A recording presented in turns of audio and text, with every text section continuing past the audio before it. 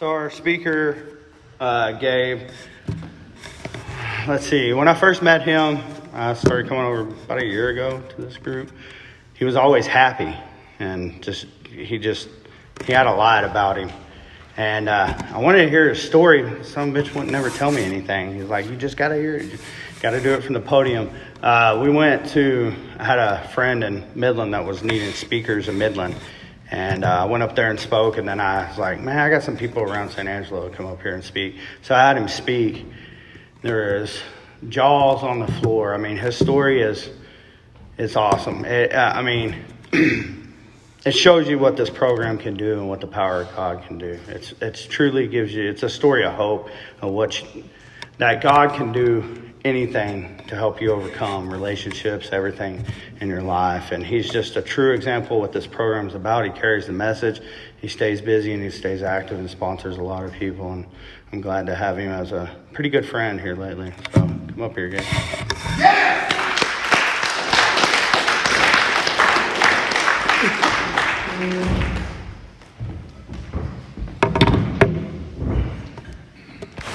Thank you, Kenny. You're a pretty good friend, too. Most of the time. I'll put this out here. Do this. All right. My name's Gabe. I'm a grateful recovered addict and alcoholic. Sobriety date is June 3rd of 2014, and that is all God's glory. You want some help? You came to the right place, brother. I'm glad you're here, and I'm going to start by saying this. My story is a little crazy. Our stories, circumstances are always different. The journey is always the same. And there isn't a person in this room that's an alcoholic that came through that door on a winning streak. None of us did. But what happened was we came through that door and we found freedom. And that's what I try to talk about. That's what I hope my testimony is. And that is all God's glory. Every single word of it, every single minute of it. So,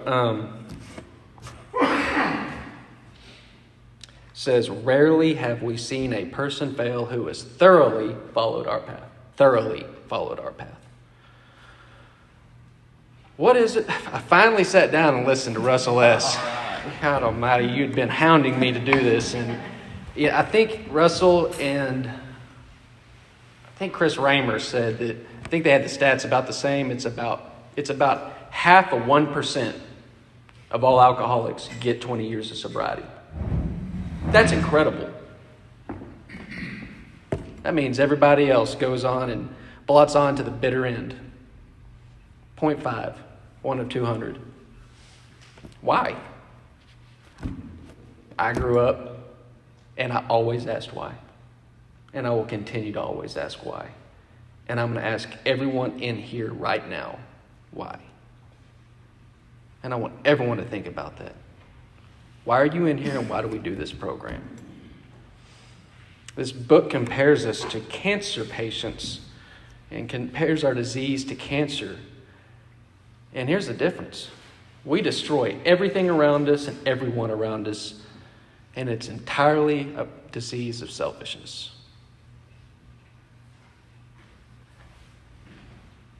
We don't think about what we do, and whenever we do it, we push it so deep down inside of us, and we lie to ourselves, and we act like it didn't happen.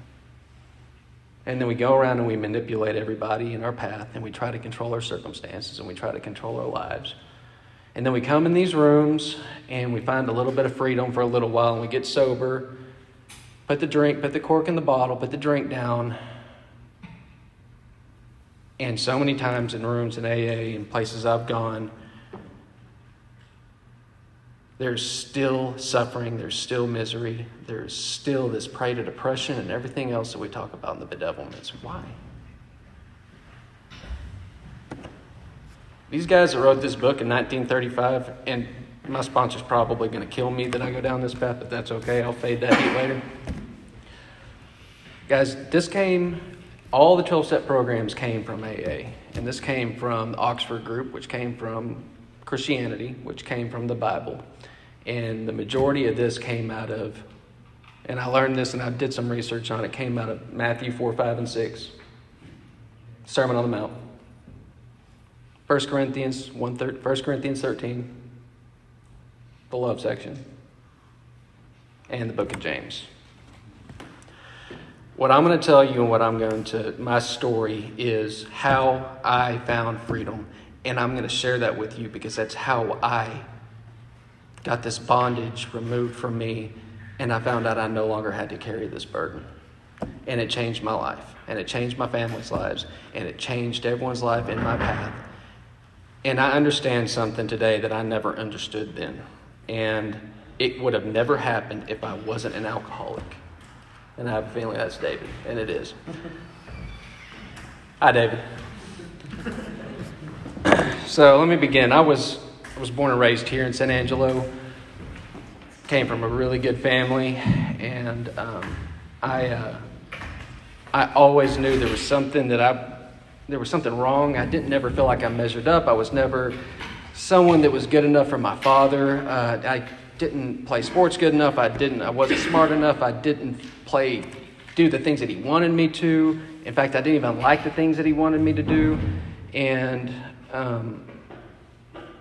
when it came to my friends, I felt different. And so I constantly grew up blaming people for my differences and feeling different and having disagreements. And I really never understood who I was. And I was always trying to prove something. It was always about what you thought of me. It was never about anything authentic or genuine. So I decided, I guess about the age of 13, my family and I had been in a pretty horrific plane crash. And there was some speculation, and I helped my mother get out of the airplane, so there's some speculation that I had this hero status. And I came back to this town, and everyone was talking about it, and something different had happened. And my ego had been turned on. And I started to realize this, and I liked it. And about a month later, coincidentally maybe, I started drinking with two of my best friends. And I could outdrink them. And they were bigger than me, and it was the one thing I could do better than they could. And so we started doing this every single weekend, and we would drink vodka at my parents' liquor cabinet, and we'd finish it off, pour water in there, and just put it in the back of the liquor cabinet. Thankfully, my parents had an adequate supply of vodka in the house, so we had no shortage, and we just kept doing this until it got to the point where they knew what we were doing, and we were throwing parties at their house. And I was 17 years old, it was prom, and I got so drunk that I caused a scene at our senior prom, and I had to go to treatment. It was the first time I went to treatment, and I went to La Hacienda. Some of us know it very well. It's Chris Raymer. And I saw Chris Raymer, the one-eyed bandit, was there. He's still there. Looks exactly the same. And he was preaching this message of hope. The problem was I didn't necessarily want anything that he was preaching, and I didn't necessarily think that I had a problem. So I did my 42 days, whatever the case, however many days it was I had to do there, and I returned home and continued doing everything that I had been doing, except I made a decision. I was going to run away as far as I could from this problem and change my circumstances, and I was going to go to a military college where I could get some structure, because that was going to solve all my problems. So I went to the Citadel, and as usual, I was in leadership positions there, and I was able to do, academically, I did really well, thanks to Adderall, which I decided I was going to get addicted to that. And I had multiple occasions and run-ins with the law. I had a couple of DWIs that were kind of brushed underneath the rug. And there was an instance where I caused such a bad scene that I pulled the cop's gun out of his holster and tried to shoot myself with it. Don't remember any of this, and I fought about 20 people that were my best friends in my company. And because we were so close to graduation, they just kind of swept that underneath the rug too. And I was in charge of my company at that time. And so I just had this habit of always causing these problems, but people always nicely taking them away and doing something with them, and I never suffered any real consequences. And then I went to law school. When I was in law school, I drank literally, at this point I was drinking from morning to night, and I was taking Adderall. I wasn't prescribed to it. And I would drink myself into a blackout every single night so I could go to sleep. I would wake up, take shots, take Adderall, and go about my day. It was a common theme that I would be in our library at 8 o'clock in the morning, and people would smell scotch on me, they'd smell tequila on me, because I'd been in the parking lot drinking. And for me, this was just normal. It's just how I carried myself and went about my day.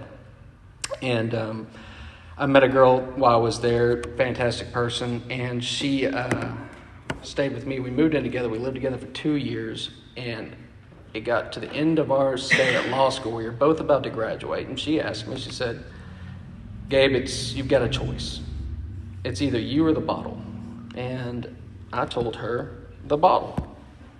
Just like that. It was a simple request, and I gave a simple answer, and I did not think that she would leave me, and she did. She packed her stuff up and moved out that night, and when I flew to Charleston and came back after we graduated, all of her furniture had been removed from my house.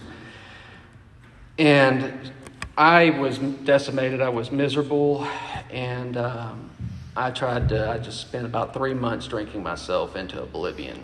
And my friends would come back. She went and took the bar exam, passed it. I couldn't get myself dressed because that's how drunk I was. So I ended up moving back to San Angelo, and 2 of my friends who were banging heroin and methamphetamines decided that I needed to go to treatment because I was drinking so much alcohol, and it scared them. And they took me to Serenity House. They took me to detox, and on the way there, I took probably, we took probably 25 shots at a bar, and I drank a bottle of Crown on the way there. And I got there, and I stopped breathing. And I woke up a couple of days later in ICU with my mom and my sister sitting next to me. They were crying. And I had a .556 BAC. And they told me if I ever got near that again, I'd probably die. And so I went to treatment, met a girl at treatment, left with a girl at treatment, immediately got drunk, and immediately got a DWI. I got out of jail and got another DWI about 3 nights later. Got out of jail again and went home to my parents' ranch and was arrested for trespass. And then I went and did 9 months out here at SATF. Some of us are familiar with that place. It's a lovely place too. And I manipulated everybody there while I did my stay, and I convinced them I didn't need aftercare, that I was healed. It's miraculous. And I moved to Austin, Texas, because I was going to go take the bar exam, and I was going to get right. And that was a swell idea. And I was planning on staying sober, but I thought, and see, here's our problem. And this leads me to what my biggest problem that I had, and it's what I identify as the biggest problem in AA. I wanted to change some of my circumstances, but I wasn't willing to give everything up. I didn't read this. I read this book all the way through 5 or 6 times, and somehow I missed a bunch of lines. Like things like completely abandoned. I entirely missed the 3rd step prayer. Don't know how I did that.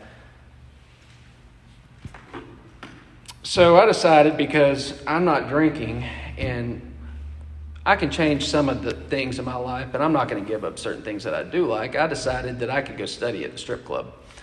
And so I did, and that worked out well for whatever your definition of well is, for about 3 months. And I met a girl who I knew from South Carolina who worked there, and we had a business arrangement, and she ended up moving in with me.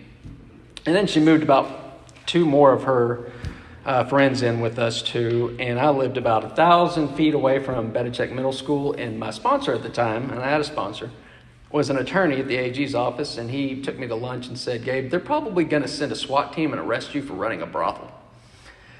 And that time I decided she probably needs to go, and I was trying to be nice about it, and the problem is this time I'm doing cocaine and drinking myself into oblivion again. So I came home high on cocaine and drunk and asked them to leave, and she proceeded to punch me multiple times in the face and kick a few holes in my wall. And then she left and called the police, and unbeknownst to me, and told them that I was held up in my house with a gun and I was suicidal. And she had one of her friends backdoor that with the same story, and I didn't have any guns there. They were all in West Texas. But chances are, with my luck, and it happened, somebody fired a couple of rounds in my neighborhood, so it was assumed that it was me. And so Austin PD dispatched 2 SWAT teams and a bomb squad and evacuated my cul-de-sac. And I was sitting on my couch, and they came over the intercom and said, "Gabriel Hughes, come out with your hands in the air." So I thought that this was a little unique, but having a background in the law, I'm not going to come outside and incriminate myself. So I looked through the blinds, and there's 3 cop cars sitting lined up, and they're coming over the intercom, and I'm thinking maybe she called and told them that I violated bond. By the way, I was on bond for a DWI. It was like, I don't know how many I had. That was 5 or 6. And so I'm thinking that's why they're there. So I just lock the door and take my dogs and finish off my handles of scotch, and I go to sleep. And I wake up, and there is dust in the air. And the dogs are screaming. And there's a robot sitting next to me, and it's telling me to come out with my hands in the air. So this is interesting. And the first thought that came to my mind was, what year is it? And the second thought that came to my mind was, I probably ought to listen to the robot. It's probably time to comply. This has gotten out of hand. And the robot came in and blew down my front door with C4, and my bedroom door with C4. And so there's plastic explosives, smoke, and it smells like something's been blown up, because it has been. And so I'm trying to follow said robot outside to surrender. And I'm so drunk, I passed out on the couch, and that's when they hit me with 2 SWAT teams on the front door, the back door, flashbang grenades through all the windows. And I ended up back in the emergency room. My parents are back in there with me, and they're pretty proud of their son. And 2 cops walked in, and they asked my parents to leave, and they were the negotiators, and they said, so we think things got a little out of hand. I would say they did. Well, they told me about the phone calls, and they told me about someone firing shots in the neighborhood. And here's the truth of the matter, guys. I didn't care. I wanted to go get a bottle of whiskey. So I made whatever deal with them I had to make, and I went and sat a couple of days in the crazy ward and got them to discharge me, and then I went back to getting drunk. And I showed up for day 1 of the bar exam and got so drunk that night that I lost my car keys and could not make it to day 2.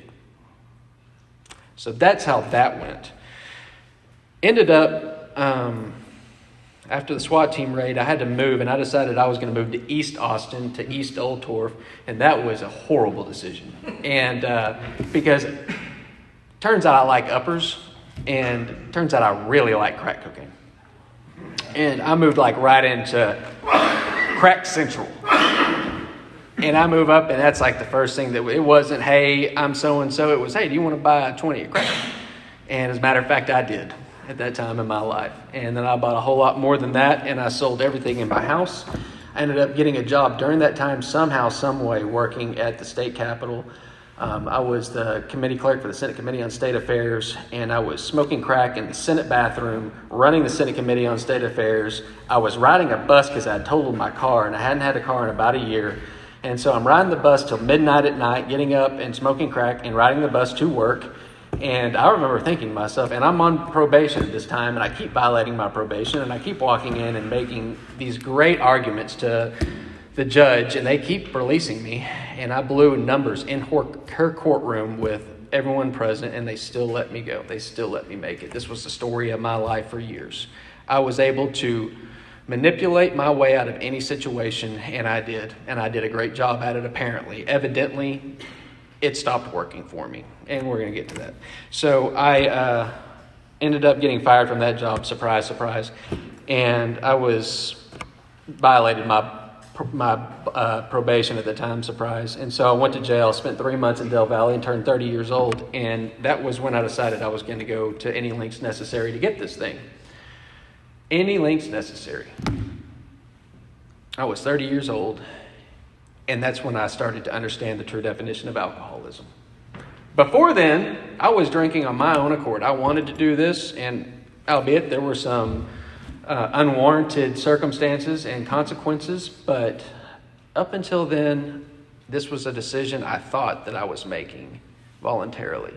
And I finally got to this point to where I didn't want to do this anymore, and I was homeless at this time. I got out, and I found out I had a check from the state capitol, and so I immediately went and cashed that and got crack cocaine and a bottle of whiskey and went to a hotel room. Then I was homeless when that money ran out. And a friend of mine from the Citadel called my parents. My parents came up there, brought me back to San Angelo, and I was introduced to this group that we're here with now. And I finally, for once in my life, started trying to listen to people, but I was still holding on to these things in my life, all of these circumstances in my life. And so what happened next, I got some sobriety. I got 9 months. I had a spiritual awakening, and I met a girl, and I decided, I didn't decide anything. I made her my God, and I started to worship that person. I started to worship that relationship. And what I didn't realize I have this big gaping hole inside of me, and it's fueled by what you think of me. And it's also fueled by my emotions. And I will change the way I feel, and I need to change the way I feel, and I need instant gratification like this. If it smells good, tastes good, screws good, feels good, I want it, and I want it immediately. And I need it. And I will go to any lengths to get it, I promise. And I will screw anyone in this room to get what I want. I will screw my parents. I will screw the person I'm in a relationship with that I claim I love. I will screw God. I will screw anybody and anything to get what satisfies me. I promise. And I was living this life, and it was tearing me up inside. It was destroying everything that I had, and I realized that I didn't have anything.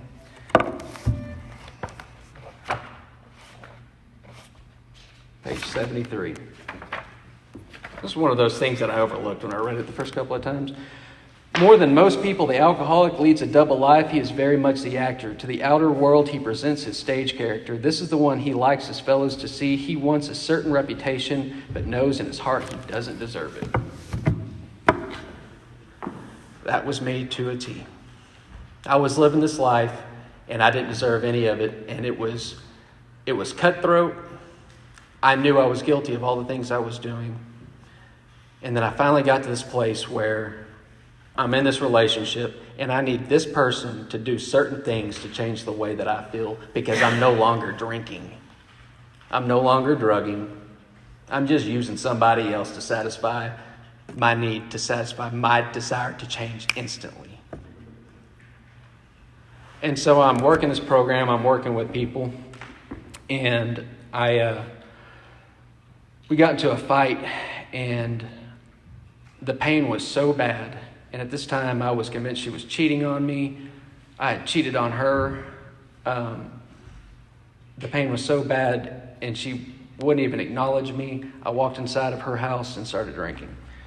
And she kicked me out of her house. I drove to my parents' house, and my mother and Tip Hargrove, my dad was working in New Mexico at the time, so I'm staying at their ranch with the deal that if I drank again, I'd go to a sober living house.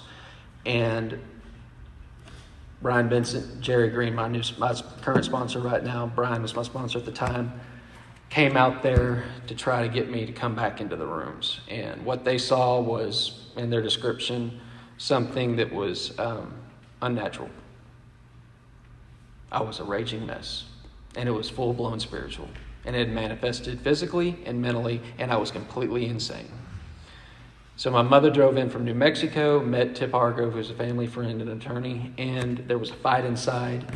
They were trying to remove me from the house, and they walked out. I followed them outside with an AR-15, and we're standing in a carport. My mother's car is here, Tip's car is here, and I said, "Get off my effing ranch." And they said, "Gabe, this isn't your effing ranch." And they started walking at me, and I started discharging the rifle in front of them. And when I came to, and I vaguely remember any of this, but Tip is screaming, "Do you know what you have done?"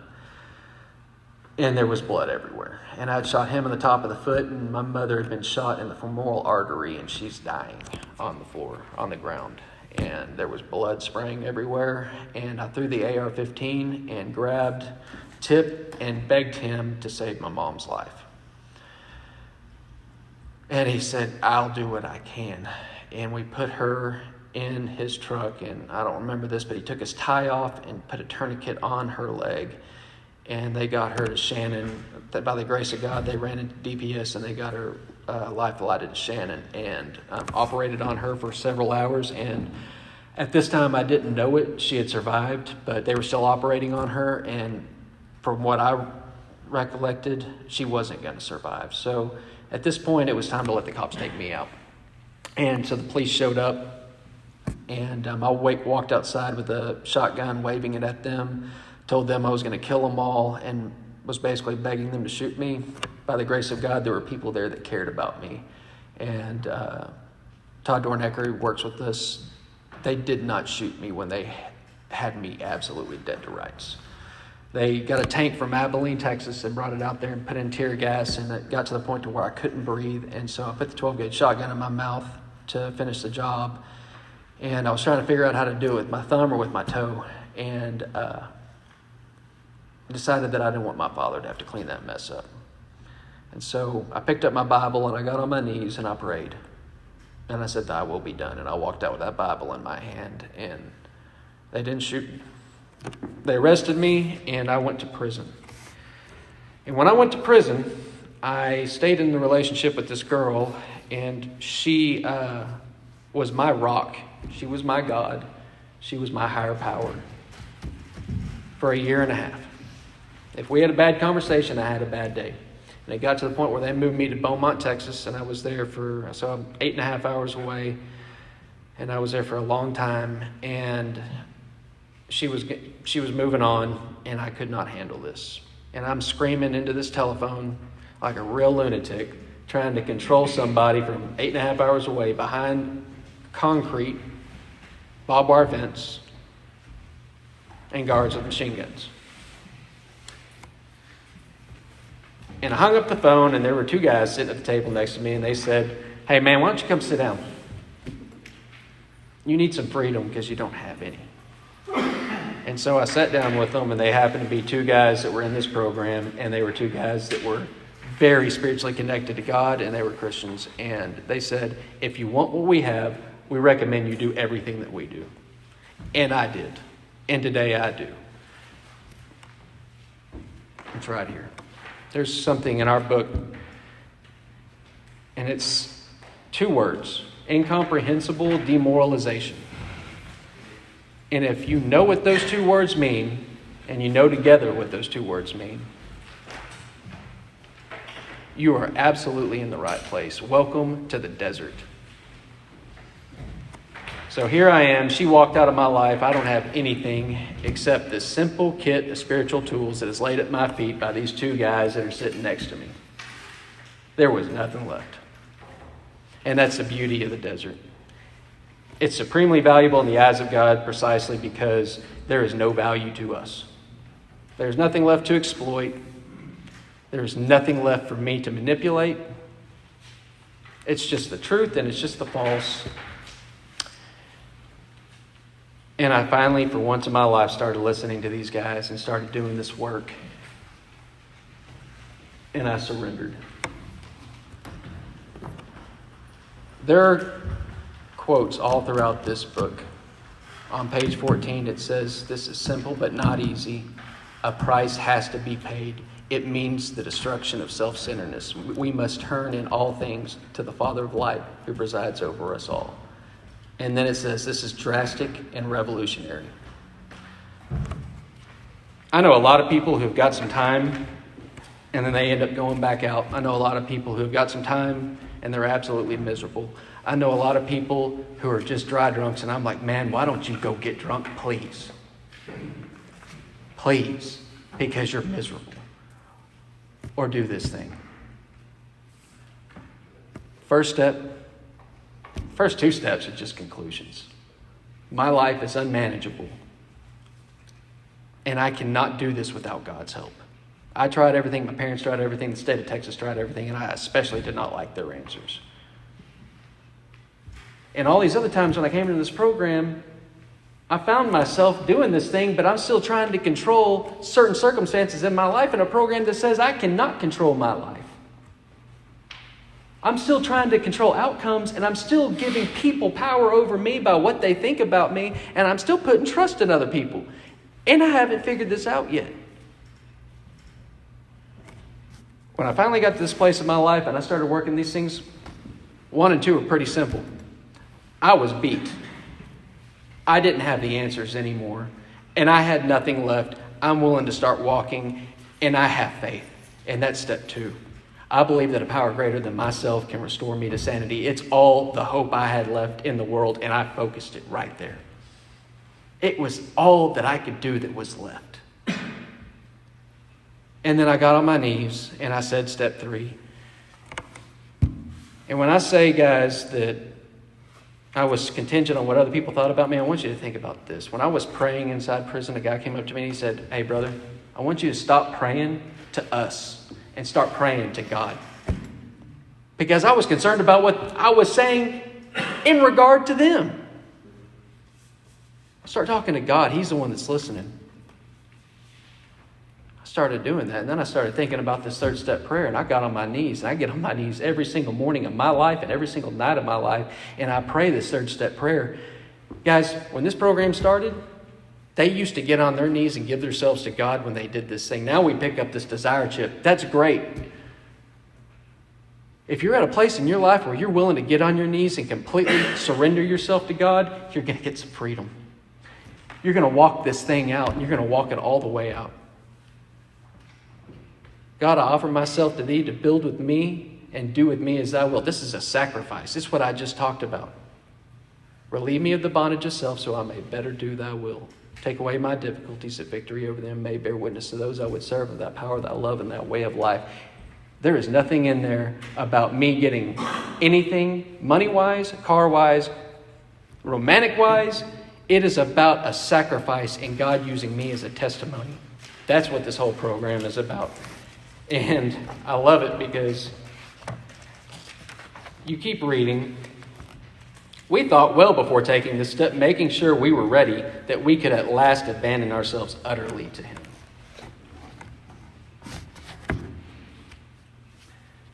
Complete and utter abandonment. So I decided that I was going to let this person go and I was going to give it to God. I decided I was going to let my relationships with my mother, my father, my sister, and my grandmother go, and I was going to give that to God, and Tip and Debbie.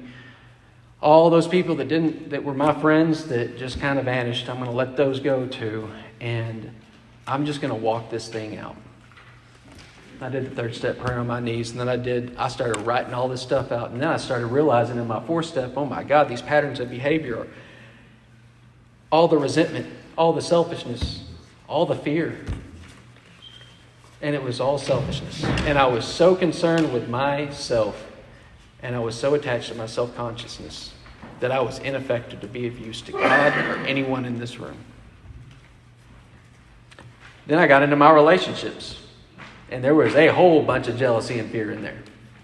I was dying inside with the amount of insecurity, jealousy, and fear that I had in my relationship. And I was trying to control it this whole time. I said, "Hey, Gabe, you might want to be praying the whole time you're doing the 4th step and spending a lot of time with God and ask God what your ideal relationship looks like." Okay.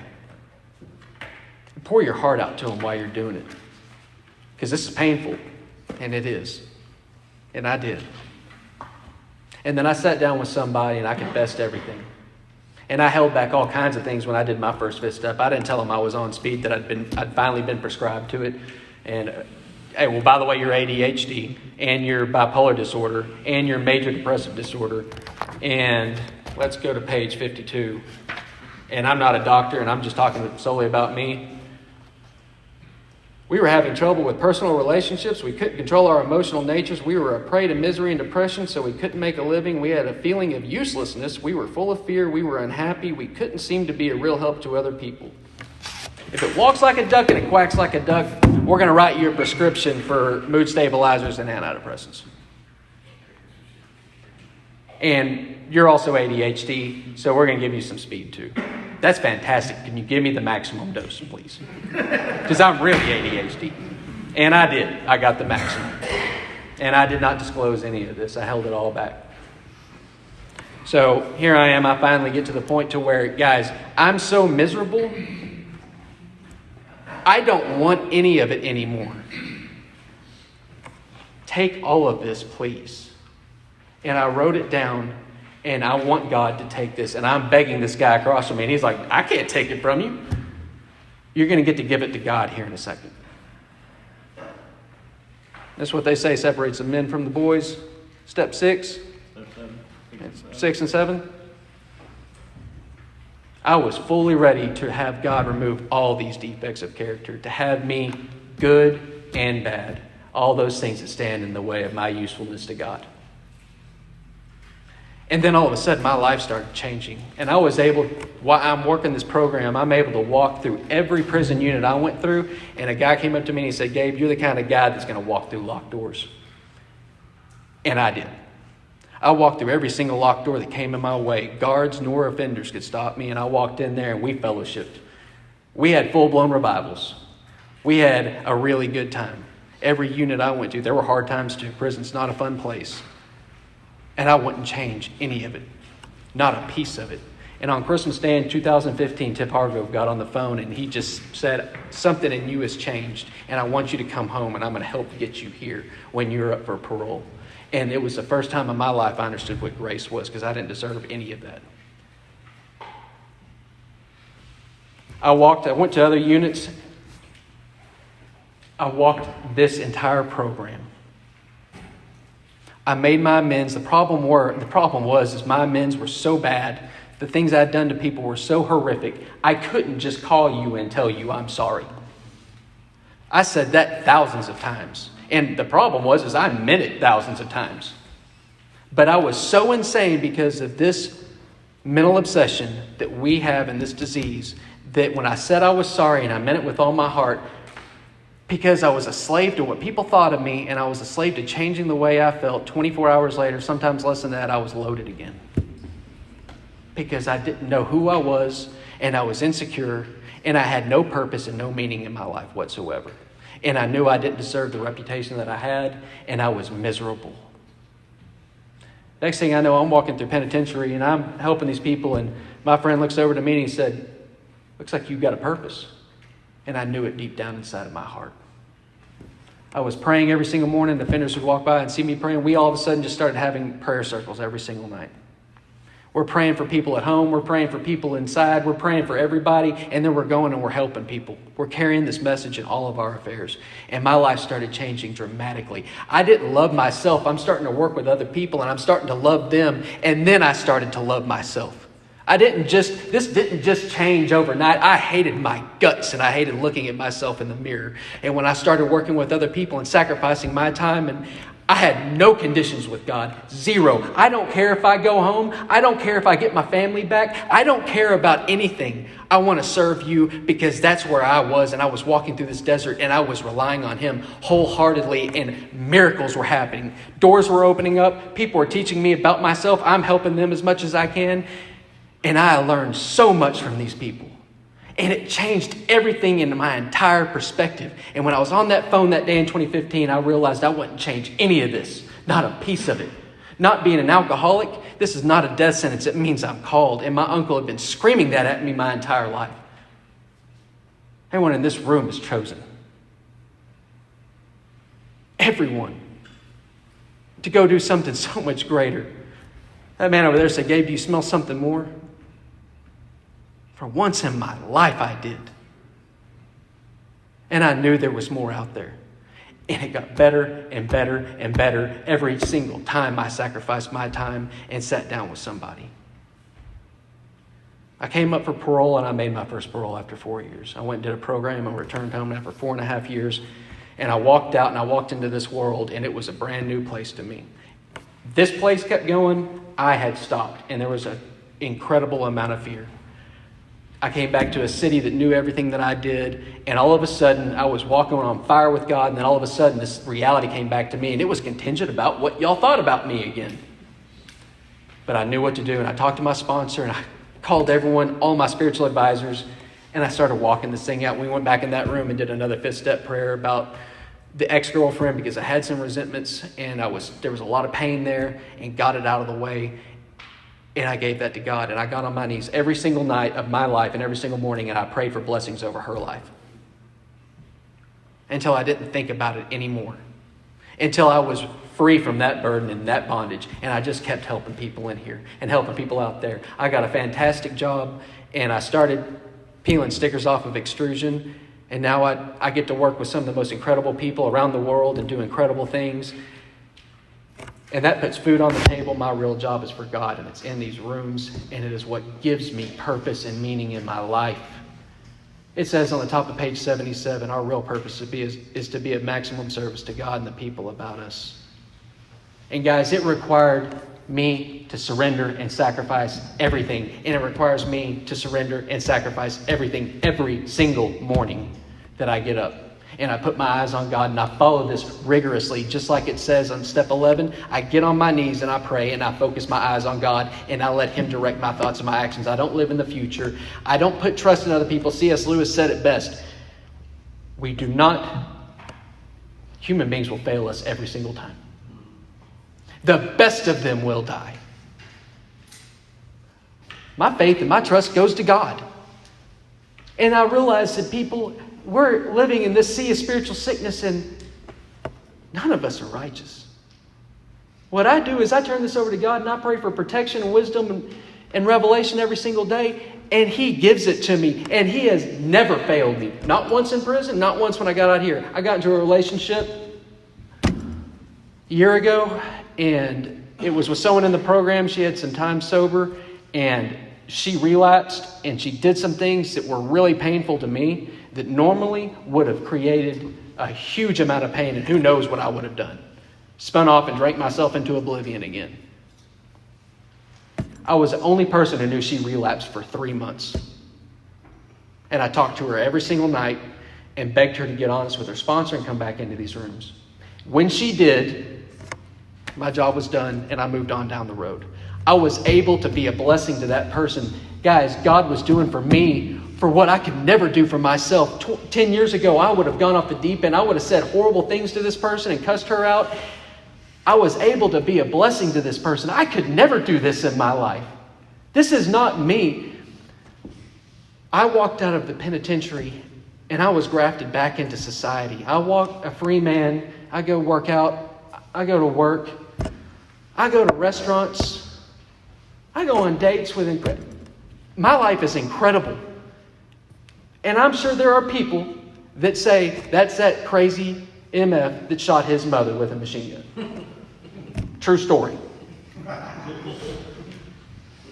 This is true. That's none of my business. When I sit down with somebody and their life is on fire, I don't ask them who they voted for. I don't ask them where they came from. I don't ask them how much money they have. I don't ask them what they think about me. All I know is God put me in that position at that time to help that person. Because to be honest with you, to that person, none of that stuff makes a hoot to them anyways. It doesn't make a hoot to God either. He wants me to be there and be the light in the darkness for this person. To be the salt to the decay that is transpiring out here. And I do this one person at a time. And it is available for every person in this room. It says we found a piece of heaven, and we were rocketed into a fourth dimension of existence.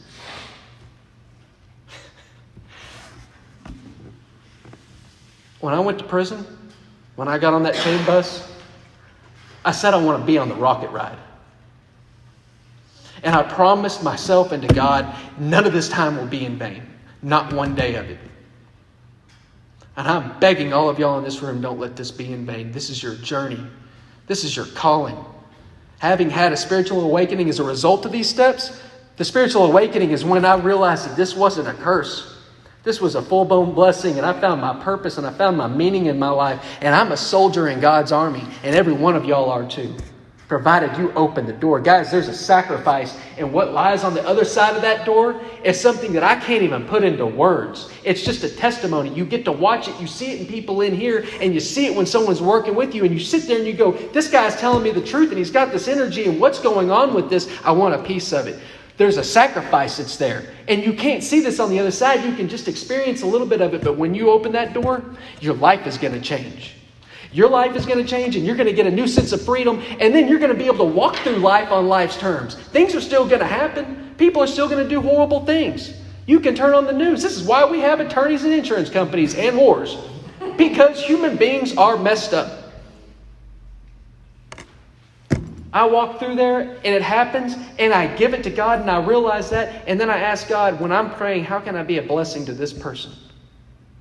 And I don't get it right all the time. That's why I do 11-step inventory every single night, and I get to look through my day, and I wonder why the heck I'm mad right now. And then I look at my inventory, and I'm like, oh, that's probably why. And then someone usually calls me that I sent it to and say, hey, what you going to do about that? Probably need to make that right, because I don't want to go to bed with that on my conscience. I don't want to go to bed. I didn't want to go to bed with it on my conscience that my family hated me. I had no control over their feelings towards me and what they did. But I'm going to tell you this. God restored every relationship in my life but one. But the one at the time I wanted the most with the girl. Now I know exactly why. And I praise God for it every single day. I shot my sister's mom with a gun, and she nearly died. My sister showed up multiple times at prison, and she was nice and she was cordial, but I knew that there was a lot of pain there. And about a year after I got out of prison, she asked me for my address, and I gave it to her, and I got a letter in the mail. Dear Gabe, over a year ago, you wrote to me asking me for forgiveness. You finally put into words what I had longed to hear, and I was so grateful. And yet, even though my gratefulness, I didn't respond. I did forgive you, and I do forgive you. But at the time, it was still so much more of a process for me. I was in the process of forgiving you, even though I woke daily declaring forgiveness and blessings. I don't know why it has taken me so long to respond. Part of it sheer laziness, or the art of letter writing seems to have lost part of its, or it seems to be lost. Part of it fear and stirring up feelings I was afraid were still there. Anger, doubt, and hurt, which would tell me I hadn't forgiven.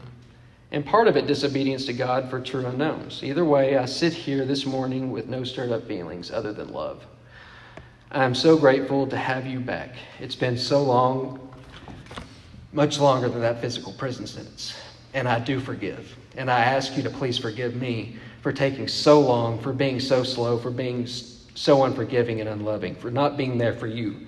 Jesus showed me a side of me that I didn't care for, and I struggled madly with it. But today I'll walk free. I love you. I am proud of you. I forgive you. I forgive myself. I desire for us to start anew as brother and sister, to get to know each other, to be a support for each other, to be a listening ear for each other. You are my only brother, and I'm so glad you are mine. I love you. That's why we do this. It freed her from bondage. That's the power of God. It freed me from my burden, and it freed my sister. And now me and my sister have an authentic and genuine relationship today that I never had. I know I'm running out of time. I'm wrapping it up.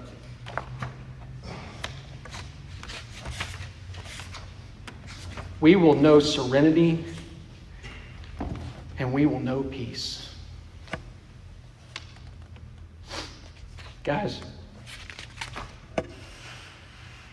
we are going to know a new freedom and a new happiness. The operative word there is new. For 31 years, I didn't know that. I had a conception of what I thought gave me peace and happiness, and it was all a lie.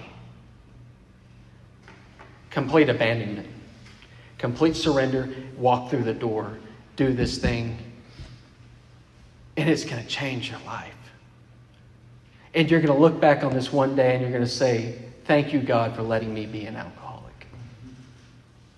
Because now I can sit with my mother and father after 38 years and have an authentic, genuine relationship with them. And there's actually love there. And it's not about what I can get from them. It's about what I can give to them. With my sister and have a genuine relationship with her. And how can I be a part of her life and be a part of my nephew's and niece's life? Everything else my entire life for 31 years was what I could get from you and how you made me feel. None of that matters.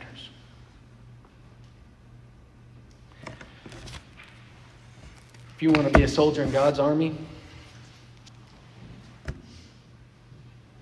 it is the greatest honor that I've ever had in my entire life to sit down with somebody and share God's love and God's word and just let him use me and get Gabe out of the way. Because I promise you, when I put Gabe in the middle of something, time after time after time after time, I've proven to myself I will screw it up.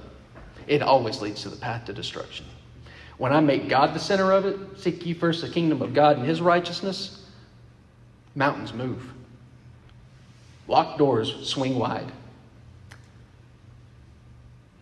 I can walk anywhere a free man, and I realized that I was a free man inside that penitentiary, more free than I ever was out here before I went in there. And that's the power of this program, guys. And I encourage everyone in here that's worked these steps, please, please, please, please, do step 12. Go work with other people. If you want to understand this program, this is like practicing anything else. Go practice these principles in all your affairs and spend time with other human beings. Everything else falls into place. Thanks. God bless you all.